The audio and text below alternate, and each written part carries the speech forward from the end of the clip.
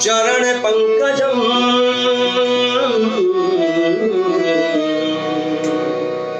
नमामि लंबोदरम नमामि वक्रतुंडम नमो नमो नमो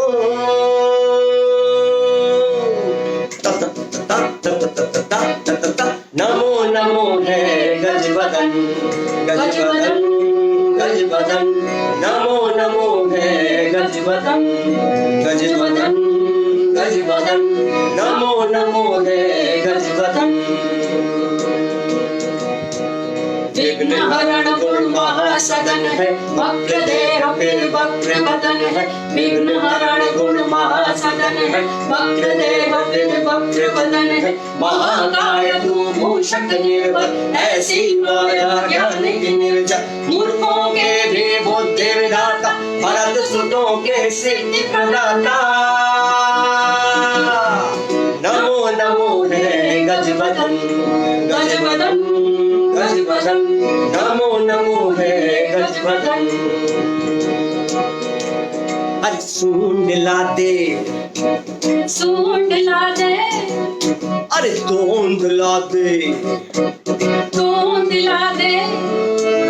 हत्थे ला दे चार हत्थे ला दे टांगे ला दे दो टांगे ला दे सूंड ला दे तोंद ला दे मुकुट नए आभूषण ला दे वस्त्र दुशाला सब पहना दे नमो नमो है गजवदन गजवदन गजवदन नमो नमो है गजवदन है पहला प्रेक्षक नाटक का तू मालिक तू है पहला प्रेक्षक नाटक का तू मालिक ले ले नाटक मोदक मोदक ओ अब नाटक नाटक टक टक टक टक नाटक मोदक ले ले धुंधल भट्ट नमो नमो है गजवदन गजवदन गजवदन नमो नमो है गजवदन ओ पूर्ण तू महापूर्ण है ये कैसी नटखट लीला है ओ पूर्ण तू महापूर्ण है ये कैसी नटखट लीला है टूटा टूटा दांत है और फूला फूला पेट टूटा टूटा दांत है और फूला फूला पेट वारे टेढ़े मेढ़े ताका चूहा तेरी सुन खाता ओ गणपति भैया देवों के दैया ओ गणपति भैया देवों के दैया आज हमारी नाटक नैया पार लगा दे विकट खिवैया आज हमारी नाटक नैया पार लगा दे विकट खिवैया विकट खिवैया विकट खिवैया कट कट कट कट कट कट कट कट कट कट कट विकट खिवैया खिवैया खिवैया खिवैया जो समस्त विघ्नों का विनाश करे जो समस्त मनोकामनाओं को पूर्ण करे ऐसे महाप्रतापी विघ्नेश्वर गजवदन की हम वंदना करते हैं कि आज के हमारे इस नाटक को आप सफल भूत बनाएं ये कोरस बाद में रिपीट करता है। तो ये गणपति वंदना अपने आप में बहुत ही नाटकीय है और नाटक के अनुरूप है। कारंजी का हर संगीत एक नाटक के अनुरूप होता है, उसमें कभी नाटक के बाहर का वो नाटक के बाहर उसकी परिधि के बाहर जाता नहीं है, क्योंकि वो क्रिएट करते हैं, वो मंच पर बैठ करके रिहर्सल में वो एक्टर्स के साथ में क्रिएट करते हैं। तो जो एक्टर्स के साथ में क्रिएट की हुई चीज़ें होती हैं उनमें एक कच्चेपन से धीरे धीरे पक्केपन में आने का जो प्रोसेस होता है वो एक कमाल की उसकी यात्रा होती है। और वो कारंजी के हर प्रोडक्शन में हमें महसूस हुई कि कैसे थोड़ा शुरू में कच्चा लगता है, लेकिन बाद में वही क्या रूप ले लेता है वो, और रूप तो ले चुका होता है वो, लेकिन सिखाने में हम चूंकि कच्चे होते हैं सीखने वाले, इसलिए हमें कच्चा लगता है। लेकिन उनका जो आइडिया होता है, उनका जो विचार होता है, उनका जो कॉम्पोजिशन करने का जो सोच है, तरीका है, वो अपने आप में बहुत आला होता है। और वो हमें बाद में पता चलता है कि ये रिजल्ट ओरिएंटेड काम हमें महसूस होता है। अब हम इसी नाटक का एक गाना जो बड़ा जो कहना चाहिए कि अभी मैंने जो सेंटेंस बोला कि गाओ तो ऐसा लगे कि बोल रहे हो और बोलो तो ऐसा लगे कि गा रहे हो, ये बिल्कुल उसको चरितार्थ करता है। ये हैवदन नाटक का ही गाना है, बाँचे जो बानी। आपको एक बातचीत बीच में करूँगा, लेकिन आपको थोड़ा रंग संगीत का ज़्यादा कोशिश करूँगा कि आनंद मिले।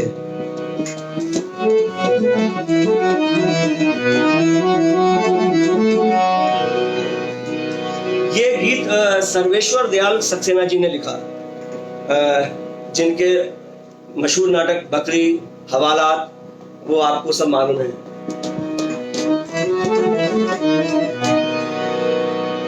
बाँचे जो बानी,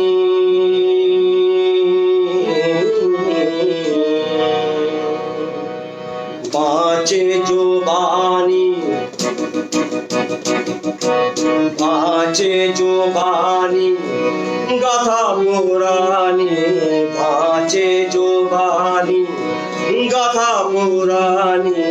वो क्रम के विधाता ने अब तोड़े डाला, वो क्रम के विधाता ने अब तोड़े डाला, वो क्रम के विधाता ने अब तोड़े डाला, वो क्रम के विधाता ने अब तोड़े डाला। कैसा विषम द्वंद्व तन और मन का, कैसा विषम द्वंद्व तन और मन का, किस तन में ब्रह्मा ने किस मन को डाला, किस तन में ब्रह्मा ने किस मन को डाला, किस तन में ब्रह्मा ने किस मन को डाला, किस तन में ब्रह्मा ने किस मन को डाला। दूजा है प्रारब्ध माते का लेखा, दूजा है प्रारब्ध माते का लेखा, हाथों में दूजी रची रेख जाला, हाथों में दूजी रची रेख जाला, हाथों में दूजी रची रेख जाला, हाथों में दूजी रची रेख जाला। गहरा है जीवन कहाँ था इसकी, गहरा है जीवन कहाँ था इसकी, कभी खेल बदले कभी खेल वाला, कभी खेल बदले कभी खेल वाला, कभी खेल बदले कभी खेल वाला, कभी खेल बदले कभी खेल वाला। बाजे जुबानी गाथा पुरानी, बाजे जुबानी गाथा पुरानी, वो क्रम के विधाता ने अब तोड़े डाला, वो क्रम के विधाता ने अब तोड़े डाला, वो क्रम की विधाता ने अब तोड़े डाला। बाँचे जो बानी,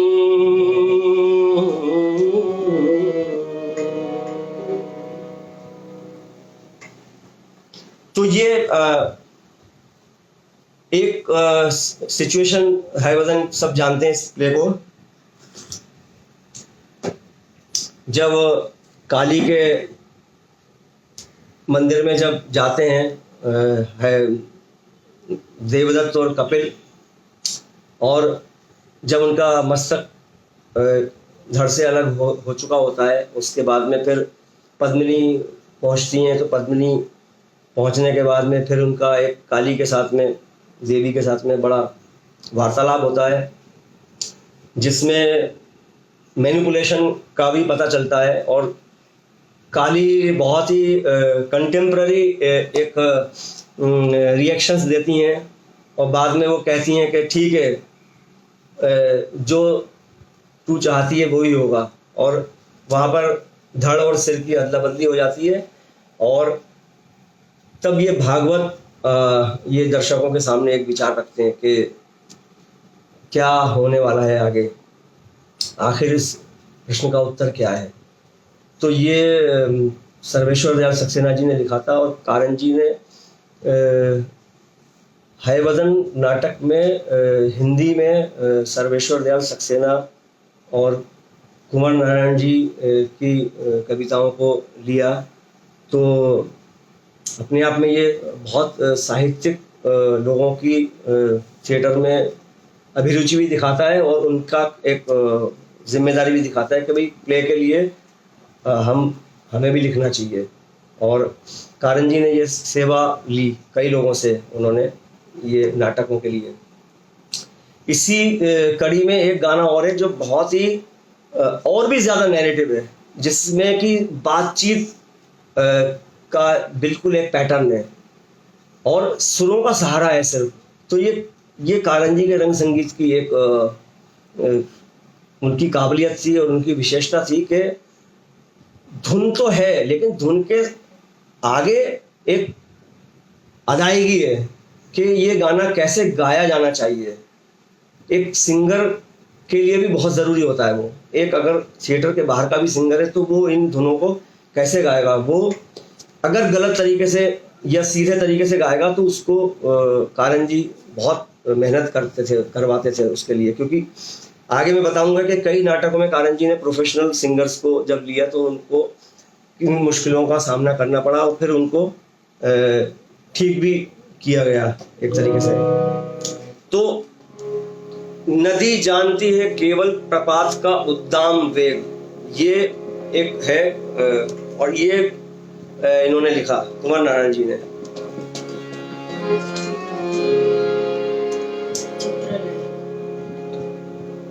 हयवदन में कोई भी गाना नाटक से बाहर का कभी महसूस नहीं हुआ, लगता है कि वो डायलॉग का ही हिस्सा है और एक तरीके का एक्सटेंशन है।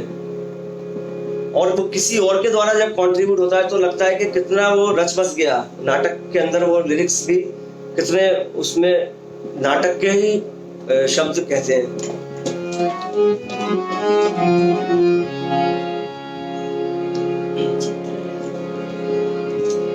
चित्र लहरों पर कभी खिंचता नहीं, घाव पानी पर कभी होता नहीं। हाँ, चित्र लहरों पर कभी खिंचता नहीं, घाव पानी पर कभी होता नहीं। याद में डूबा सहमता कांपता, इसलिए दरिया कभी रोता नहीं।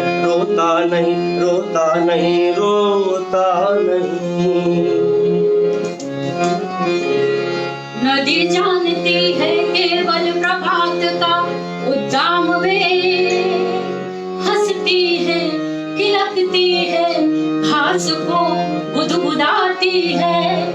बहाव का कसाब तोड़े भंवर के आवतों में, सूखे पत्तों को लड्डू सी नचाती है। रुपहली जाली में पनीले सांप बुनती है, घास के पत्तियों के काई भरे गलीचे पर मेढकों को चौंकाती है। नाचती है, खुदकती है, उछलती है, गाती है। वेग से फुफकारती बहती नदी, चली जाती है। तो ये सब गाने स्टेज में आकर के होते थे। और हयवदन मुझे पता चल रहा है कि हयवदन नाटक की प्रस्तुति भारत भवन और इलाहाबाद में देखने का सुख मिला कई लोगों को।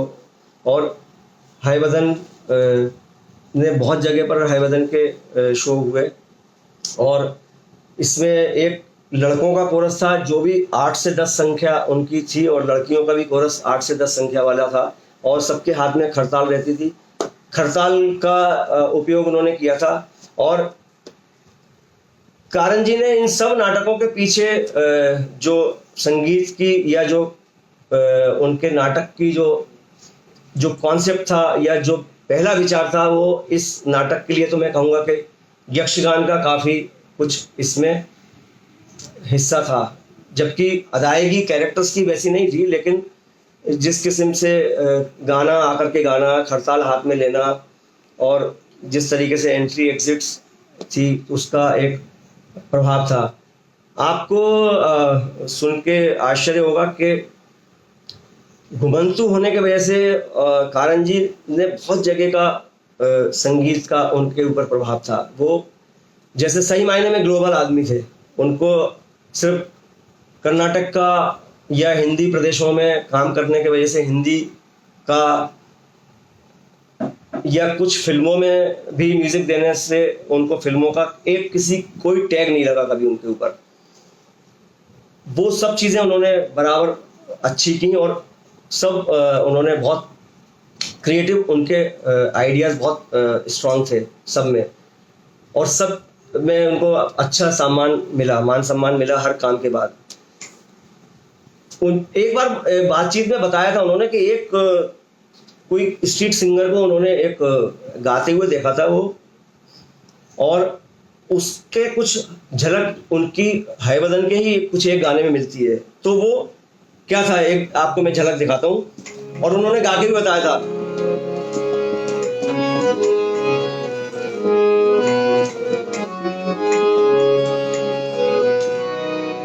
उन्होंने एक हाई वजन के गाने में इस्तेमाल किया था वो हल्का सा वो एक पैटर्न जो स्ट्रीट सिंगर जिस ढंग से गा रहा होगा, उन्होंने जहां देखा था। दो थे योजन धर्मपुरी में,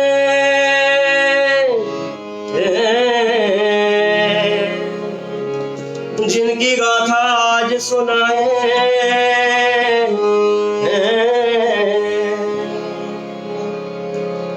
तन और मन से अलग न होते ऐसी गहरी उनकी प्रीत, तन और मन से अलग न होते ऐसी गहरी उनकी प्रीत। देखी एक दिन सुनर लड़की कोई तन की सुध बुध अपनी, मनमाती पिछलाती लड़की गाती जाती थी एक गीत, जिसका आशय खोज खोज कर समझ न पाए दोनों में। उसके बाद में एक दूसरे तरीके का म्यूजिक शुरू होता है, ला ला ला ला ला ला ला ला। तो कैसे ताल बदलती है यहाँ पर, ये लड़कियों का एक इसमें होता था। और कौन सा हिस्सा बता रहा हूँ जो उन्होंने कहीं से सुन के उनको लगा कि ये कहानी स्टोरी टेलिंग का हिसाब है।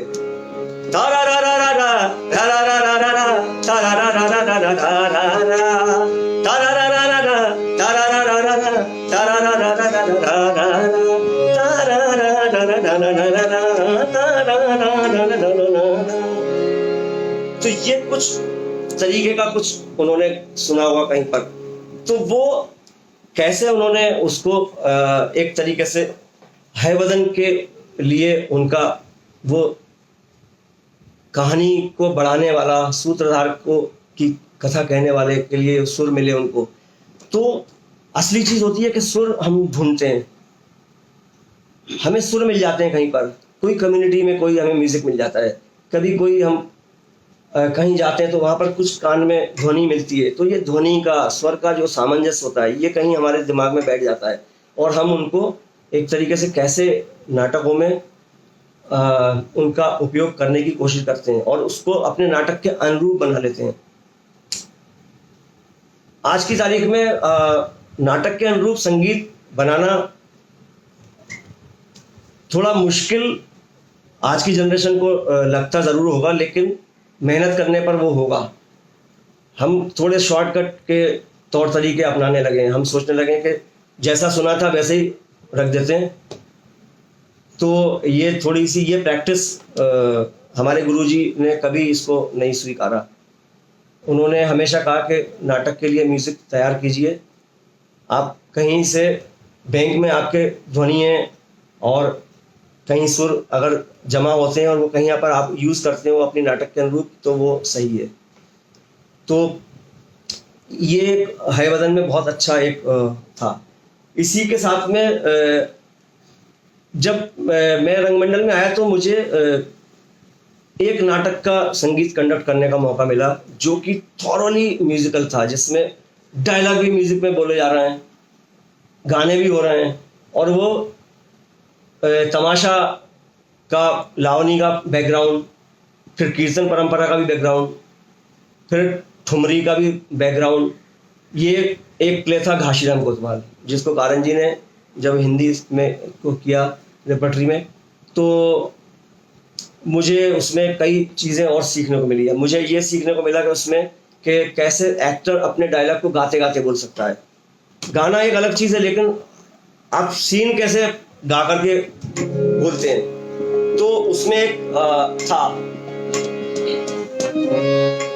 एक सीन में सूत्रधार दो थे, वो गाते हुए आते हैं, रात आए गई ऊना को बावन बावन खनी को धायो, बावन खनी को धायो, कीर्तन को धायो, प्रभु के दर्शन को धायो, रोज जात सो आरहु धायो, बावन बावन खनी को धायो। रामा शिव हरि मुकुंद मुरारी, रामा शिव हरि मुकुंद मुरारी, रामा शिव हरि मुकुंद मुरारी। ए बावन खनी में, ए बावन खनी में। अब एक कैरेक्टर की एंट्री बताई जा रही है। मथुरा जी उतरी बावन खनी में, मथुरा जी उतरी बावन खनी में, मथुरा जी उतरी बावन खनी में, मथुरा जी उतरी बावन खनी में। अब ये उसके बाद में मथुरा जी मतलब गुलाबी की एंट्री होती है और फिर वो सीन शुरू होता है कि ब्राह्मण लोग सब बैठे हुए हैं और वो कहते हैं कि अरे अब गुलाबी का गाना होना चाहिए। फिर वहाँ लावनी एक शुरू होती है, तो लावनी का एक पूरा एक ढोलकी पे जो मराठी शैली का जो उस पे तन तन तन तन तन तन तन तन तन, ये पूरा एक पूरी एंट्री होती है। उसके बाद में फिर लावनी।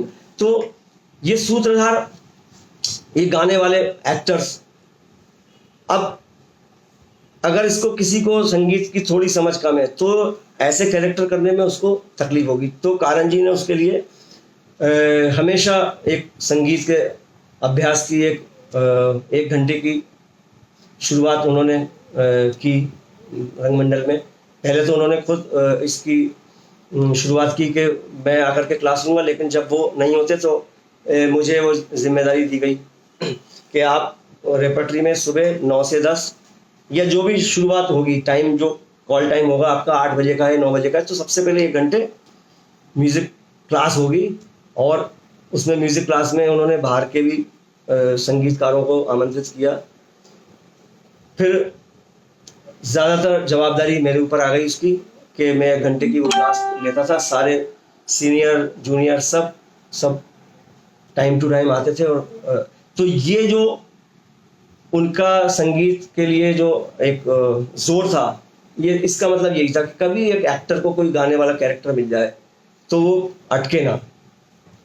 तो ये एक घाशीराम कोतवाल का एक ये डायलॉग का उदाहरण था। अब मैं घाशीराम कोतवाल का एक और संगीत का एक पक्ष का एक झलक देता हूँ आपको, जिसमें कीर्तन भी हो रहा है और कीर्तन के साथ में एक भावाभिनय हो रहा है और लिरिक्स में जो कहा जा रहा है वो कैरेक्टर से रिलेटेड है।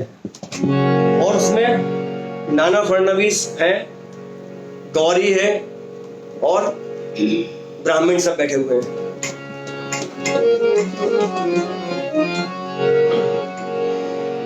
वक्रतुंड महाकाय सूर्यकोटि समप्रभा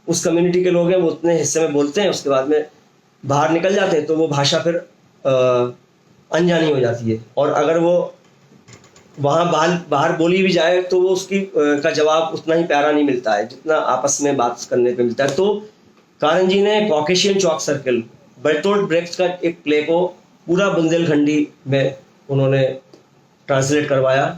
वो एडेप्टेशन भी हुआ एक तरीके का वो, और फ्रिट्ज बेनेविट्स जर्मन के डायरेक्टर से उन्होंने किया। उन्होंने बुंदेलखंडी की भाषा में ही कालिदास का प्ले मालविकाग्निमित्रम किया, जो अपने आप में माइलस्टोन प्रोडक्शन था, आज भी उसकी याद है।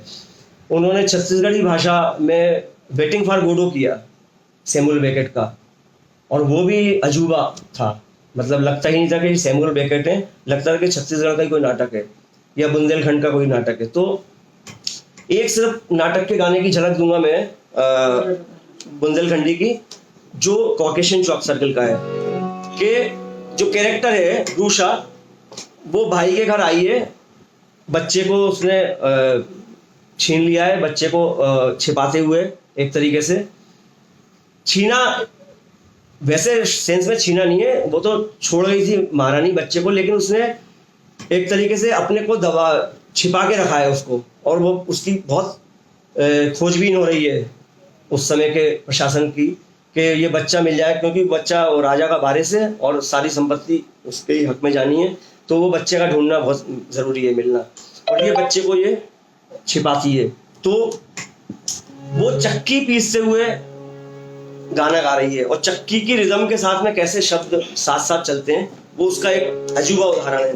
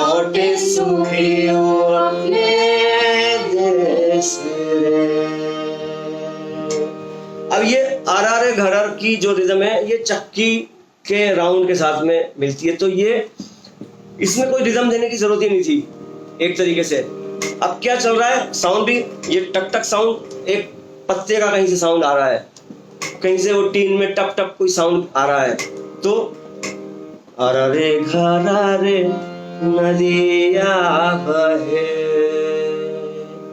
अरे सैया झरारे झरारे आंसुआ बहे, और ये हाथ का एक मूवमेंट, ला ला ला ला ला ला ला ला ला ला ला, तो बॉडी का मूवमेंट, हाथ का जो मूवमेंट है, और जो आपकी गाने की जो अदायगी है, तो उस कैरेक्टर को कभी लगेगा ही नहीं कि मैं ये गाना गा रहा हूँ, दर्शकों को भी नहीं लगेगा, दर्शकों को भी लगेगा ये सिर्फ अपना जो इसके मन में जो चल रहा है कि इसका सिपाही जो मंगेतर इसका जो फौज में है वो सुखी हो और लौट के आ जाए, ताकि ये फिर इस बच्चे के साथ में कहीं पर दूर दराज में जाकर के अपनी ज़िंदगी बसा लें, तो उसका इंतज़ार कर रही है ये। और अरर घरर नदिया बहे, तो ये एक तरीके का,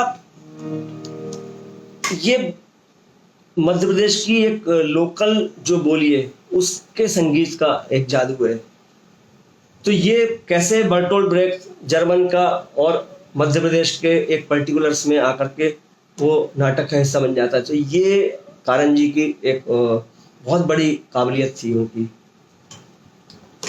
इसी में लोरी भी गाते हैं, जो वो बच्चों के राजसी कपड़े को जब निकालती है और उनके गंदे कपड़े के अंदर, अब तू हमारी कम्युनिटी में आ जा, गरीबों की कम्युनिटी में, तो ये सब अब चमकीले कपड़े, इसको फेंक देती हूँ मैं नदी में।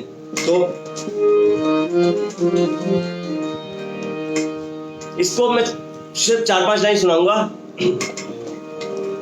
मोरे बारे वीर वीर की बालियाँ ले हो जमुना के तीर, मोरे बारे वीर ने को चाहे ने बतियाए, मैं तोरे गले लगाऊं। बुरा काल है, बुरा साल है, त्यागे ना काए जमानो। मोरे बारे वीर, मोरे बारे वीर। ये गाते गाते वो कपड़े बदल करके और उसके राजा के कपड़े, चमकीले कपड़े, सोने चांदी के चीजें वो फेंक देती है नदी में और गंदे कपड़े अपनी पोटली से निकाल के उनको पहनाती है।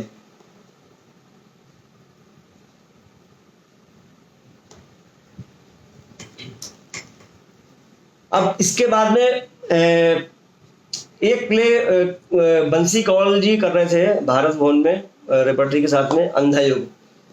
तो अंधा युग एक अपने आप में ऐसा क्लासिकल नाटक है और हिंदुस्तान का हर थिएटर ग्रुप उसको करता ही है और करना चाहता है। तो कारन जी ने जब उसका म्यूजिक किया तो बहुत एक तरीके का नयापन हमें उनके संगीत में नजर आया। जो हैवदन की मेलोडियस म्यूजिक से या बुंदेलखंडी के एक थोड़ा रूरल टच से एकदम अलग था और सच में वो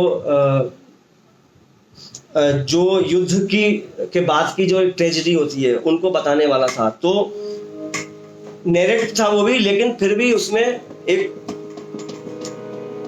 बड़ी निराशा थी। तो हल्का सा उसकी एक झलक में आपको सुनाता हूं।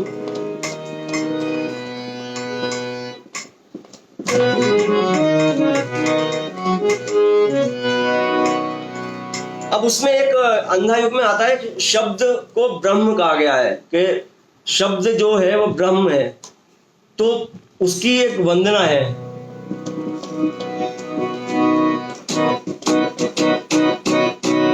तुम जो हो शब्द ब्रह्म, तुम जो हो शब्द ब्रह्म, अर्थों के परमार्थ, जिसका आश्रय पाकर वाणी होती न व्यर्थ। है तुम्हें नमन, है उन्हें नमन, है तुम्हें नमन, है उन्हें नमन। करते आए जो निर्मल मन, सदियों से लीला का गायन।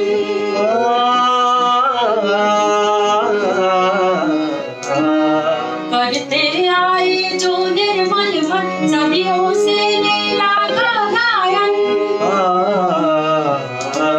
तो मुझे शब्द, दो रसानुभव, दो अलंकरण। तो मुझे शब्द, दो रसानुभव, दो अलंकरण। मैं चित्रित करूं तुम्हारा करुण रहस्यमय जीवन मरण, जीवन मरण। इसके बाद में कोरस आता है। कोरस के बाद में उसकी आलाप होती है और वहां पर सिर्फ टुकड़े टुकड़े हो बिखर चुकी मर्यादा, उसको दोनों ही पक्षों ने तोड़ा है। पांडव ने कुछ कम, कौरव ने कुछ ज्यादा। ये एक तरीके का, इसको आप कहेंगे कि ये कैसे गाना बना होगा, और सिर्फ शब्द कहे गए हैं। टुकड़े टुकड़े हो बिखर चुकी मर्यादा, जिसको दोनों ही पक्षों ने तोड़ा है। पांडव ने कुछ कम, कौरव ने कुछ ज्यादा। ये रक्तपात अब कब समाप्त होना है? ये अजब युद्ध है, नहीं किसी की भी जय है। दोनों ही पक्षों को खोना ही खोना है। अंधों से शोभित युग का सिंहासन है, दोनों ही पक्षों में विवेक ही हारा है, दोनों ही पक्षों में जीता अंधापन। अंधापन, भय का अंधापन, ममता का अंधापन, अधिकारों का अंधापन जीत गया। जो कुछ सुंदर था, शुभ था, कोमलतम था, वो हार गया। द्वापर युग बीत गया।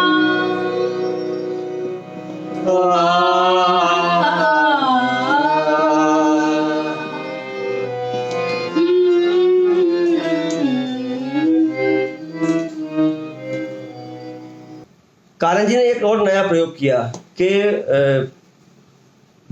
डायलॉग को ना बोल करके अगर एक सिंगर आकर के एक सीन में और एक 4 लाइन गा करके चला जाता है तो कैसे और सीन फ्रीज हो जाता है, सीन फ्रीज हो जाता है और एक सिंगर आता है और वो उस भाव को प्रकट करके चला जाता है जो वो कैरेक्टर कहना चाह रहा है। क्योंकि कई बार क्या होता है कि कैरेक्टर के मुंह से वो बातें अच्छी नहीं लगती हैं, थोड़ी सुनने में अच्छी नहीं लगती हैं, वो व्याख्यान भी अच्छा नहीं लगता है। तो ये डिवाइस उन्होंने एक मालविका अग्निमित्रम एक प्ले में उन्होंने ये निकाली। उसमें उन्होंने एक सीन को फ्रीज करते हैं और अग्निमित्र और मालविका के बीच के डायलॉग हो रहा है।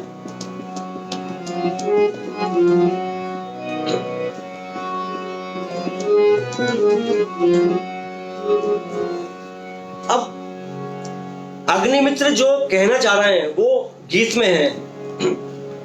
अग्निमित्र मालविका को देख रहे हैं, उनकी खूबसूरती और उनके श्रृंगार को निहार रहे हैं। ऐसे अलबेली के नैना, ऐसे अलबेली के नैना, मुख से कात बने ना, ऐसे अलबेली के नैना, ऐसे अलबेली के नैना। अब कितने खूबसूरत उसके नए नए जो वर्णन नहीं कर सकते, जो वो अग्निमित्र की मन की जो भावना है वो एक सिंगर कह रहा है। सामे परे सोच दे जावे, सामे परे सोच दे जावे, अगल बगल बरके ना, ऐसे अलबेली के ना, ऐसे अलबेली के दाएं बाएं कहीं भी नजर नहीं जा रही है और आर पार देख रहे हैं वो, और मुंह से हम वर्णन नहीं कर सकते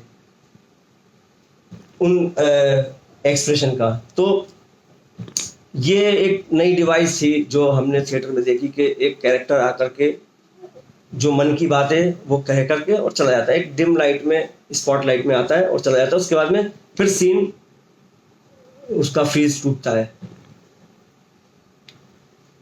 अभी स्कंदगुप्त के बिना कारन जी की बात करना अधूरी है, और स्कंदगुप्त का कारन जी से बहुत गहरा संबंध था। और बनारस में जब वो रहे पढ़े और BHU में काशी हिंदू विश्वविद्यालय में, तो जयशंकर प्रसाद के नाटकों की बहुत चर्चा होती थी और करने का साहस भी किया, लेकिन उनको शायद उसमें संभावना नज़र नहीं आई। तो उन्होंने एक बार वक्तव्य दे दिया था कि प्रसाद के नाटक मंचीय नहीं है, मंच में करने योग्य नहीं है और वो उनको करना मुश्किल है। तो उस समय के BHU का जो प्रशासन था उन्होंने उनकी डिग्री रोक ली, डिग्री उनकी रोक ली और उनको डिग्री देने से इनकार कर दिया। लेकिन कारण जी ने इसको एक चैलेंज के रूप में लिया और उन्होंने बहुत तैयारी करी, बहुत होमवर्क किया, इतना होमवर्क किया कि शायद इसके पहले किसी नाटक में उतना होमवर्क नहीं किया होगा। और उन्होंने बहुत नोट्स बनाए, पत्रकारों ने बहुत उनकी डायरी छापी और स्कंदगुप्त नाटक को उन्होंने निर्देशित किया। उसमें उन्होंने गाने लिए स्कंदगुप्त के अलावा चंद्रगुप्त के, अजातशत्रु के, कामायनी, लहर, आंसू, इन सब से गाने लिए और एक तरीके से बहुत इंटरप्रेटेटिव म्यूजिक था कि कविता का उपयोग क्यों करना है, कविता का उपयोग क्यों करना चाहिए, कुछ कैरेक्टर्स के बीच में आलाप है तो क्यों करना चाहिए। तो उसके इंटरप्रिटेशन फिर हमें म्यूजिक के जरिए पता चले कि क्यों ये यूज करना है। उसमें एक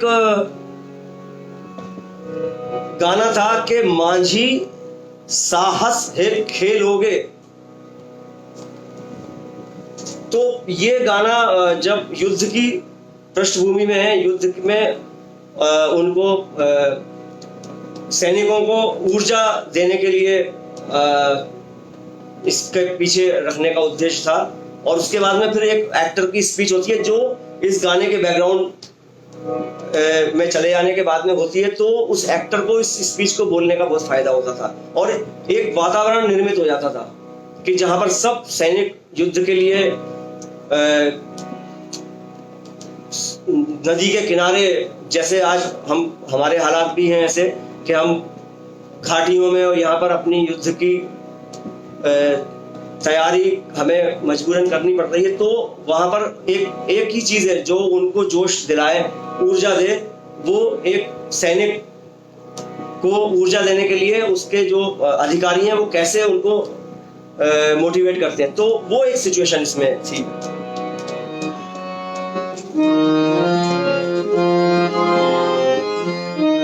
और हैयाओं का मतलब यहाँ नाव चलाना नहीं है, हैयाओं का मतलब जोश भरना है।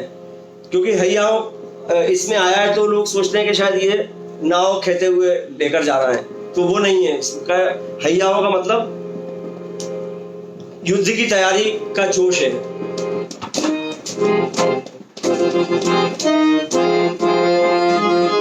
हैया हो, हैया हो, हैया हो, हैया हो। माझी साहस है खेलोगे, हैया हो, हैया हो। माझी साहस है खेलोगे, हैया हो, हैया हो। जर्जर तरी भरी पथिकों से जड़ में क्या खोलोगे। हैया हो, हैया हो। माझी साहस है खेलोगे, हैया हो, हैया हो। अनजाने तट के मधुमाते लहरें क्षितिज चूमते आती, अनजाने तट के मधुमाते लहरें क्षितिज चूमती आती। ये झटके झेलोगे माझी साहस है खेलोगे। हैया हो, हैया हो। माझी माझी माझी माझी वीर भगत सैनिकों, आज स्कंद तुम्हारा संचालन कर रहा है। ध्यान रहे, गरुड़ ध्वज का मान रखना, भले ही प्राण जाएं। अब ये इस किस्म की ये स्पीच दूसरे किसी सीन में आती है, लेकिन ये इमोशन है कि वीर भगत सैनिकों, आज स्कंद तुम्हारा संचालन कर रहा है। ध्यान रहे, गरुड़ ध्वज का मान रखना। ये एक तरीके से चेतावनी है कि ध्वज नीचे ना हो, भले ही प्राण जाएं। तो ये जो एक इमोशन है, अब इसके पीछे चल रहा है हैया हो, हैया हो, हैया हो। अब ये एक तरीके का ये हैया हो उसको एनर्जी दे रहा है। तो ये कारण जी के म्यूजिक में एक तरीके से ताकत थी उसकी कि सीन की इंटेंसिटी कहीं से भी कम ना हो और उसकी स्पीड और बढ़े, संगीत उसको और धक्का दे, एक तरीके से उसको पीछे ना लाए लेकर आए कि एक एक्टर ने अच्छा सीन किया और एक म्यूजिक बैकग्राउंड म्यूजिक या फिलर म्यूजिक ऐसा आया कि अगले एक्टर को वहां पर एक सुर उसका उतर गया, तो सुर चढ़ने वाला अगर जरूरत है तो।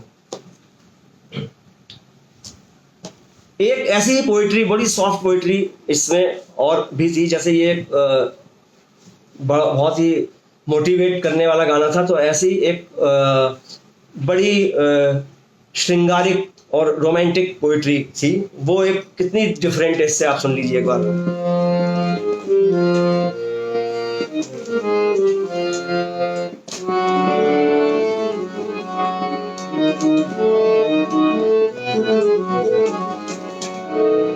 ये देवसेना और स्कंदगुप्त के बीच में होता है ये गाना।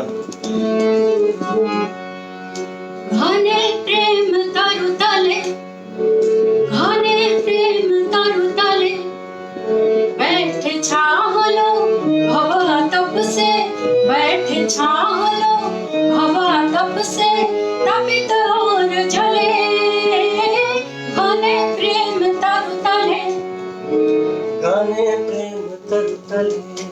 अब ये एक तरीके का ये भी एक संवाद है मन में, जो एक पोइट्री के पीछे वो एक तरीके का देवसेना और स्कंदगुप्त का एक प्रेम है कि अब इसको कैसे गाते थे कारण जी, मतलब शब्दों को कैसे तोड़ते थे। घने प्रेम तरु तले, घने प्रेम तरु तले, बैठ छाहलो भव आतप से, तापित और जले, घने प्रेम तरु तले, घने प्रेम तरु तले। तो ये जो एक शब्दों का कि घने प्रेम तरु तले, तो शब्द कितना जल्दी लोगों को समझ में आ जाए। भले ही जरूरत नहीं है कि वो साहित्यिक हिंदी की डिक्शनरी लेकर बैठें और पता लगाएं कि ये कहाँ की पोइट्री है, ये क्या इसका अर्थ है, ये हम संप्रेषित कर दें अर्थ अपनी अदायगी से। तो ये एक तरीके का ये पोइट्री का एक तरीके का उनका ट्रीटमेंट था कि पोइट्री कैसे करते थे। ऐसे ही इसमें एक सीन आता है कि राजा बहुत एक तरीके से अय्याश शब्द तो नहीं कहेंगे, लेकिन मदिरा का और वो सब भोग चल रहा है और वो लापरवाह है, तो एक तरीके से वहाँ पारसी नर्तकियाँ आती हैं, पारसी नर्तकियों का एक नृत्य होता है और वो कहते हैं कि अरे सब बातें छोड़ो, नृत्य देखो, उस पर ध्यान दो। और कैसे वो एक बड़ी जटिल समस्याओं की बातों को, राष्ट्र की बातों को इग्नोर करके और कहता है कि अरे संगीत का आनंद लो, नृत्य का आनंद लो। तो वो एक गाने का एक झलक देखिए। ये इसका म्यूजिक बड़ा कमाल का म्यूजिक था और मैंडोलिन वगैरह बजता था इसमें, मैंडोलिन बजता था और एक तरीके का, और जो डफली होती है ना, जो घुंघरू वाली, वो उसका एक इसका रिदम बजता था।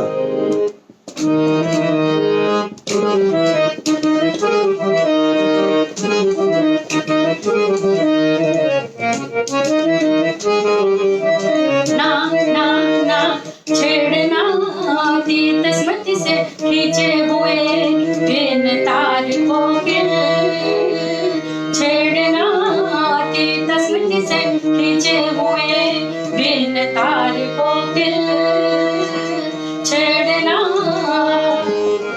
करुण रागिनी तड़प उठेगी, सुना न ऐसी पुकार कोकिल, करुण रागिनी तड़प उठेगी, सुना न ऐसी पुकार कोकिल, ना ना ना छेड़ना अतीत स्मृति से खींचे हुए बिन तार कोकिल छेड़ना छेड़ना छेड़ना।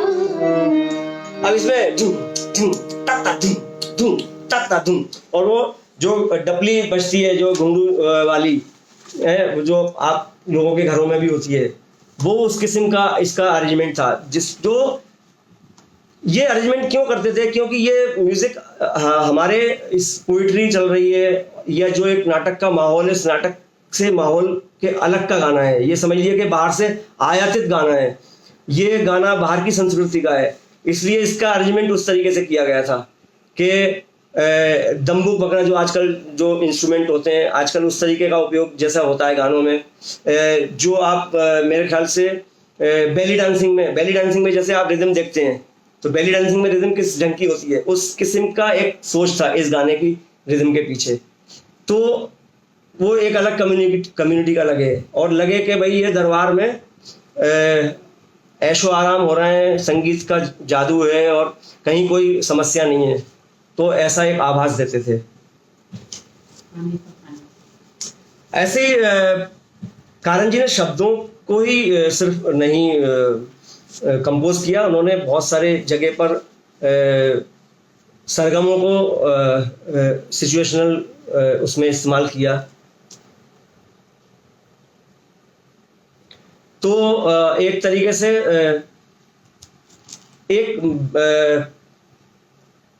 मिडसमर नाइट्स ड्रीम में एक हंटिंग में एक जब राजा निकलते हैं तो वो क्या कौन सी उसके लिए सरगम यूज़ की थी, वो एक मैं आपको बताता हूँ। मैं अपने कई स्टूडेंट्स को आजकल मैं सिखा भी रहा हूँ, क्योंकि जब मैं कहता हूँ कि ये हंटिंग का म्यूजिक है और जब मैं गा करके बताता हूँ तो सच में वो लोग समझ जाते हैं, उनको लगता है कि सर ये हंटिंग का म्यूजिक लगता है। और घर में बैठ के या बगैर इंस्ट्रूमेंट के तो थोड़ी उसमें झलक आना पूरी मुश्किल होता है, लेकिन फिर भी एक तरीके से उसकी अदायगी से पता चल जाता है।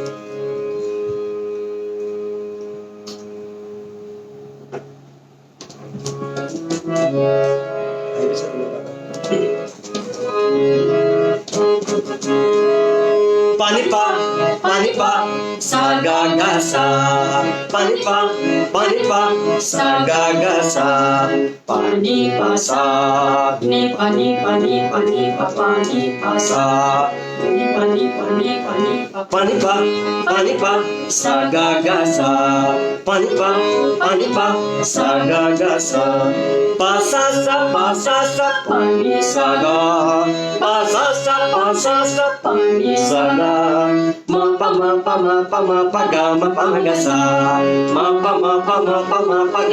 गा सा, गा सा नी पानी सा नी सा, गा सा नी पानी सा नी सा, गा पानी गा पानी पानी, गा पानी गा पानी पानी, पानी पा सा गा गा सा, पानी पा सा गा गा सा, पानी पा सा ने पानी पानी पानी पा पानी पा सा पानी पानी पानी पा पानी पा सा।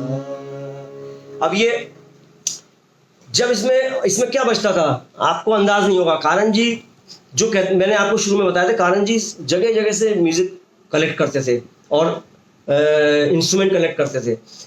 इसमें मणिपुर में एक मणिपुरी होली ड्रम होता है जो थोड़ा उस किस्म का होता है, पंजाबी ढोल के एक शेप का होता है, लेकिन उतना चौड़ा नहीं होता है, थोड़ा लंबा होता है, और वो इसमें बजता था। अब आप अंदाजा लगाओ कि इसमें ढोल उस तरीके से बज रहा है और छिपे हुए अंदाज से बज रहा है, जैसे कोई छिप के कोई शिकार करने चाहता है, छक छक छक छक छक छक छक छक छक छक छक छक।